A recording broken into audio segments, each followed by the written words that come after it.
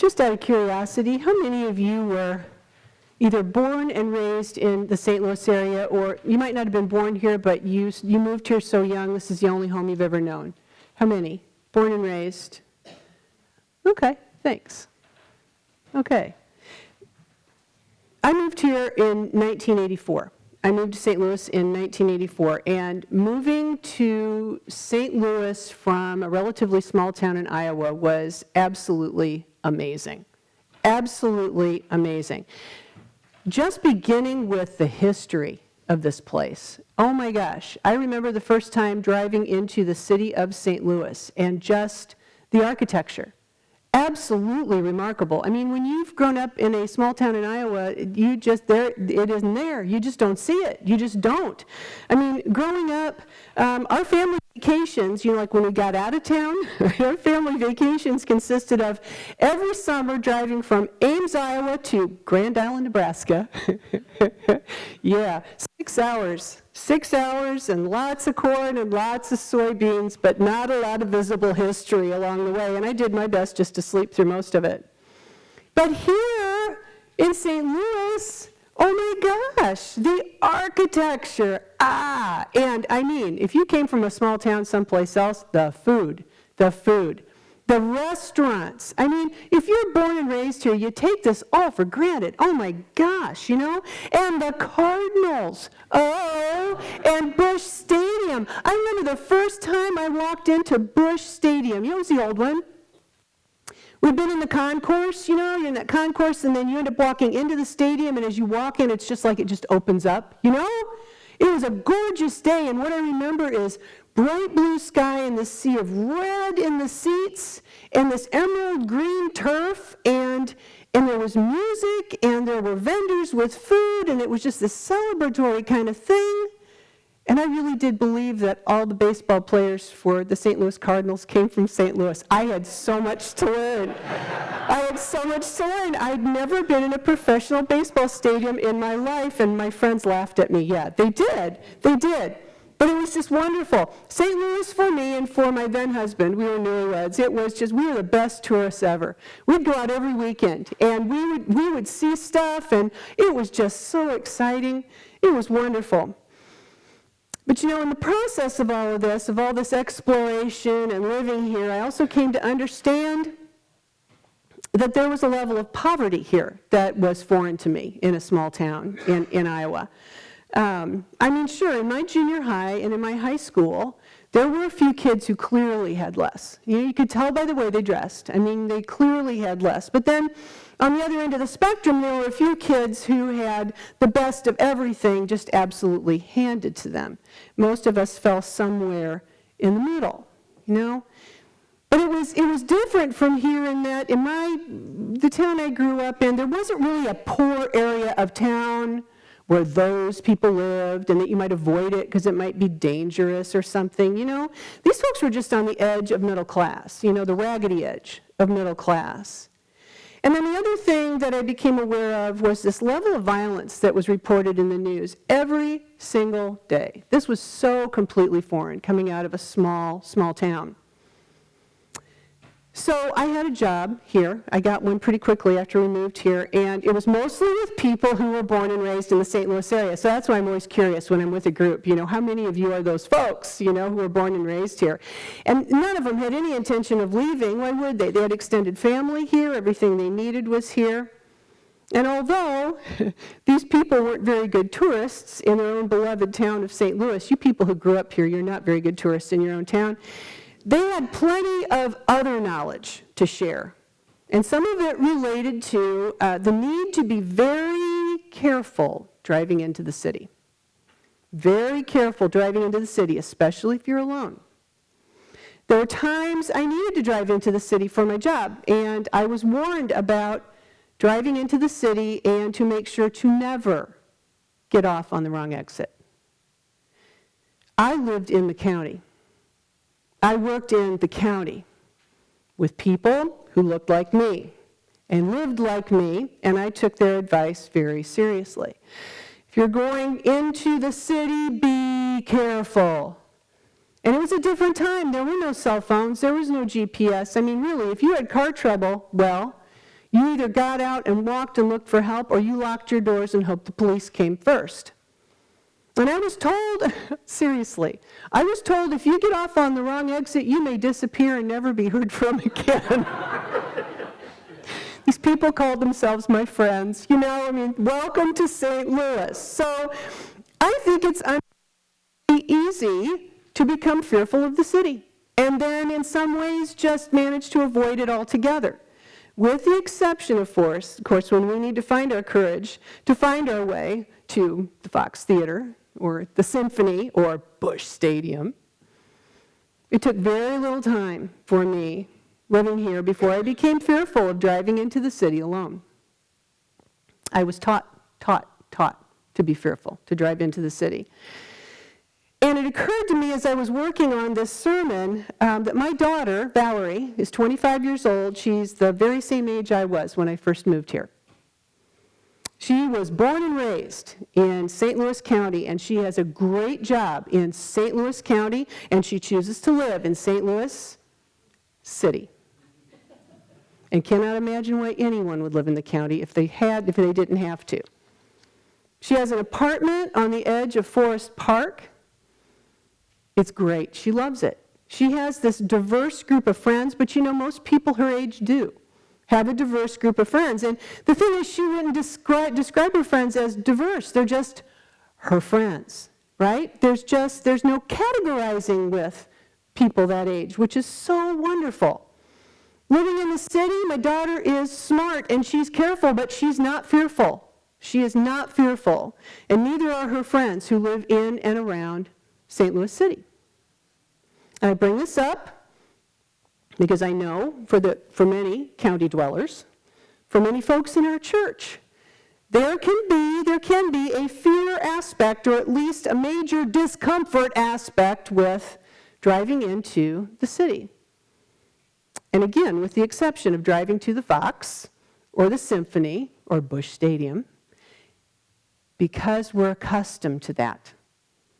We're accustomed to going to those places. It is familiar, and that makes a difference. We know how to get there. We know where to park. We know where the entrance is. It's all familiar. We know what we're doing, and we don't feel so vulnerable. But I think it's probably safe to say that most of us are not accustomed to driving into the city to go to, say, our Methodist agency, Kingdom House. Now, I'm sure some of you have, but I would imagine a few of us have not. And there are some of the most wonderful opportunities for mission at Kingdom House. So many wonderful opportunities to make connections with people who work there and who are clients there. Volunteering with preschool. The last time I was there, I volunteered with 4- and 5-year-olds. That is a trip. I hadn't been with 4- and 5-year-olds for so long. What fun. They've got after-school programs and youth programs where kids need help with homework. There's a food pantry and a wardrobe where people can use some assistance, finding what they're looking for. Our bicycle ministry does bike distribution there and helmets, and if you know how to get there, you can help with that. There's the delivering donations from our collection connection, which are those big gray bins right outside the main office. You get there, you make connections with people, you learn people's names, it starts to feel familiar, it turns into something you want to do. You become accustomed to going. I imagine there's not that many people who are familiar with going to Epworth Drop-In Center. Now, Epworth is for homeless youth. God knows it's hard enough to be a youth. Can you imagine being a youth and being homeless? How awful. They need our help. So Epworth Drop-In Center needs help with assisting with lunches. And Epworth's emergency youth shelter in U City needs help just working with the kids. And again, it can be a homework thing. It can be all kinds of stuff that they need help with. And you make a connection. You get to know these kids by name. They get to know you. You develop a relationship. Peabody Elementary School, that's the name of a city school that we hear quite a bit, but I bet most of us haven't been there. We deliver our food for kids to Peabody Elementary School, the places that it goes. And you guys are so great about bringing food for kids, and that's critical. And then somebody needs to take it, so it actually gets into the kids' hands.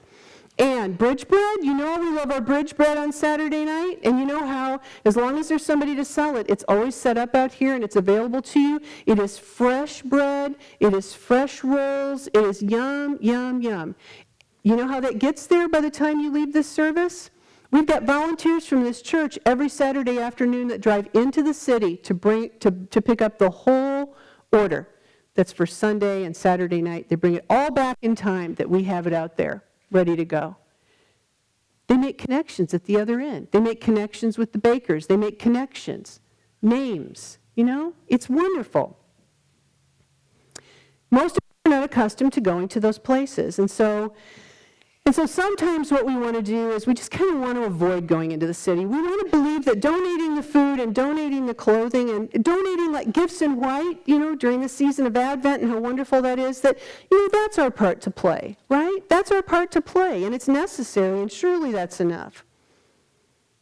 And without question, those donations are critical. Without them, there's nothing to deliver. There's no reason to go into the city sometimes. And so, you know, how important is it really to interact with those who receive our donations of food or receive our donations of clothing? I mean, really, how important is it to develop relationships with people at the receiving end? Don't they just need the clothes and the food? I mean, they don't really need us. I wouldn't say that. I think actually what it comes down to is we all need each other. Shane Claiborne is the author of Irresistible Revolution that many of us are reading for a class after worship.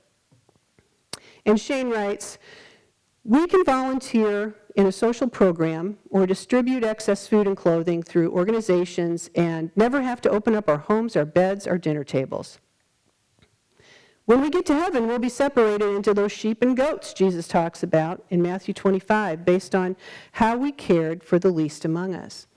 I'm just not convinced that Jesus is going to say, when I was hungry, you gave a check to the United Way and they fed me. Or when I was naked, you donated clothes to the Salvation Army and they clothed me.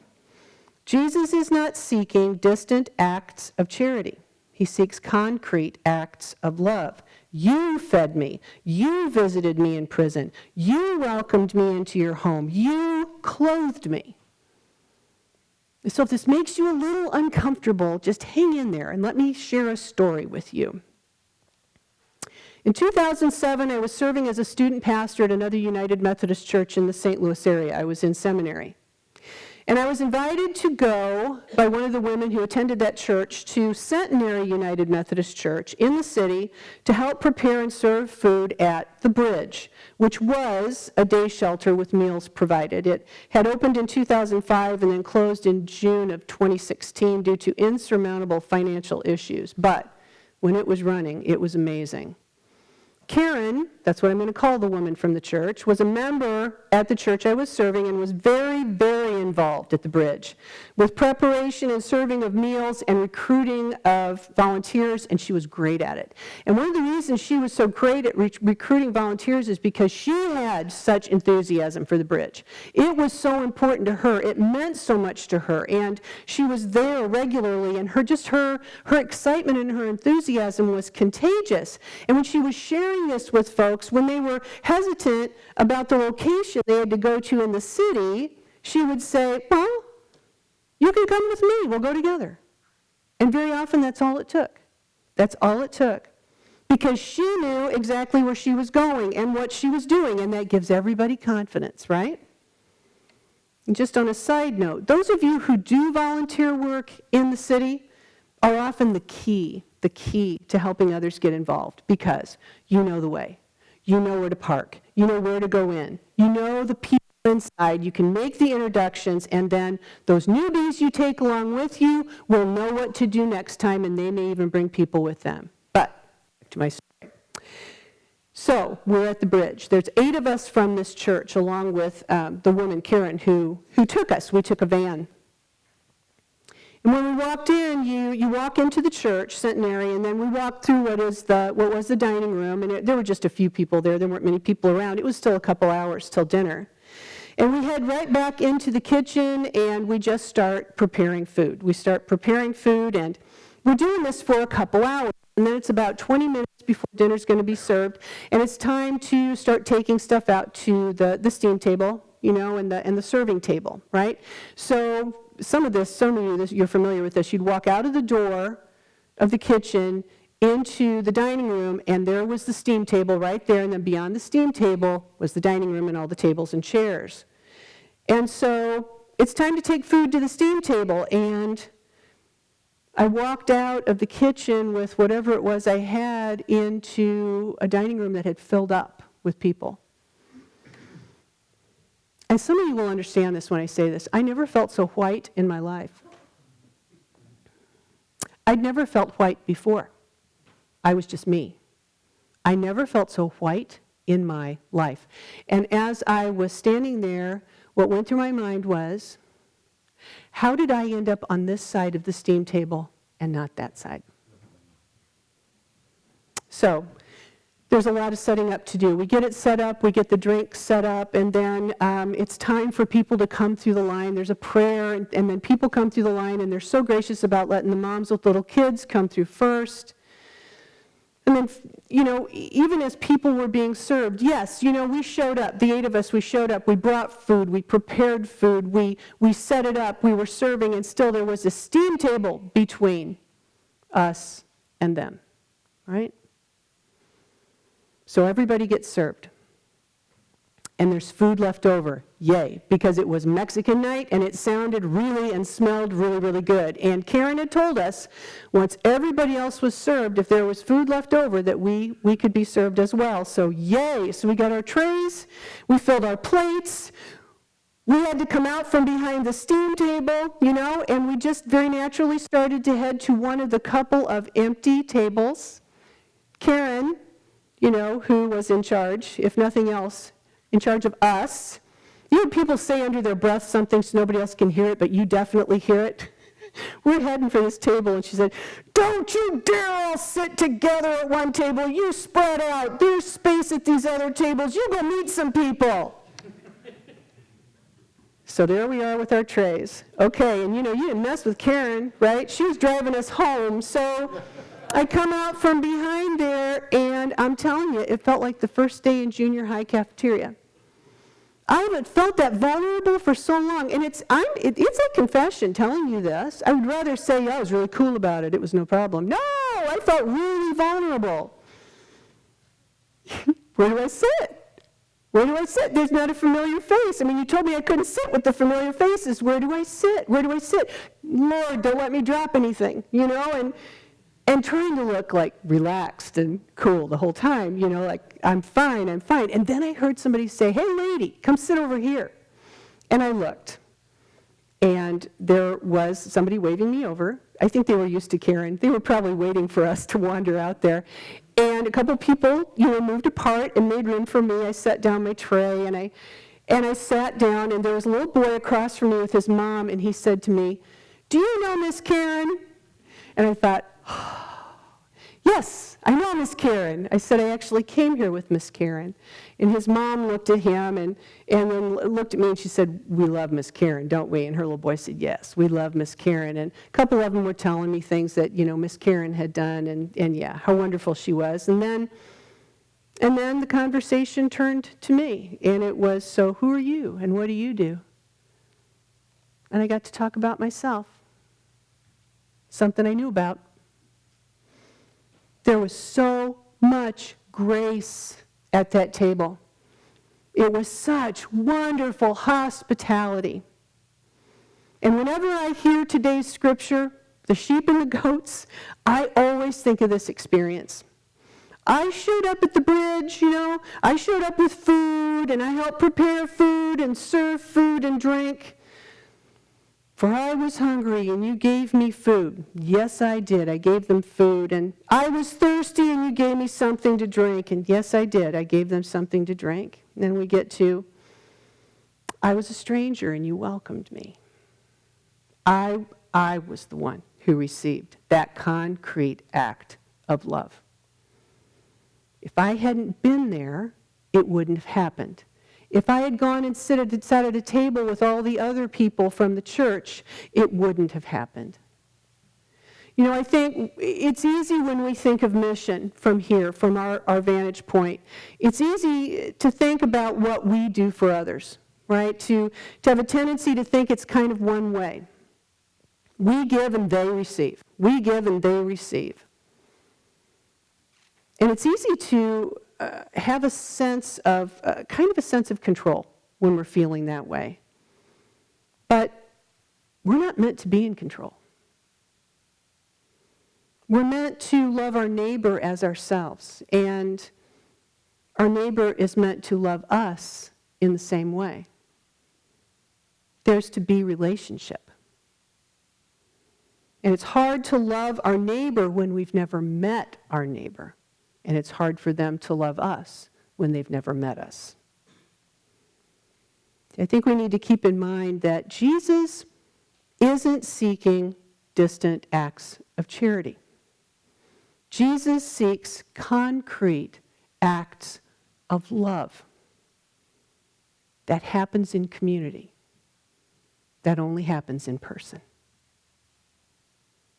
Thanks be to God. Amen.